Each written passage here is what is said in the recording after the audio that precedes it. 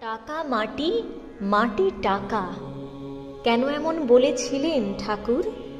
স্বামী কমলাস্থানন্দজি মহারাজ এ প্রসঙ্গে বললেন, ঠাকুর দক্ষিণেশ্বরের পঞ্চবটিতে ধ্যানে বসেছিলেন। ধ্যান শেষে এক হাতে মাটি, অন্য হাতে টাকা নিয়ে গঙ্গায় ছুঁড়ে ফেলে দিয়ে এই শব্দবন্ধটি উচ্চারণ করেছিলেন। তিনি গঙ্গা জলকে বলতেন ব্রহ্মবাড়ি। টাকা মাটিকে ব্রহ্মবাড়িতে বিসর্জন দিয়ে তিনি পার্থিবের নেতিবাচক দিকটি পবিত্র জলে ধুয়ে নিতে বলেছেন।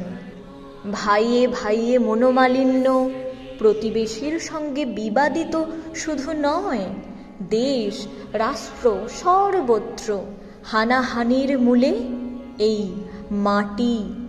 তাই ঠাকুর গঙ্গার জলে ধুয়ে নিতে বলেছেন টাকা মাটির নেতিবাচক দিকগুলি। তবেই সংসার, দেশ, রাষ্ট্র শান্তিতে ভরে উঠবে। জয় ঠাকুর।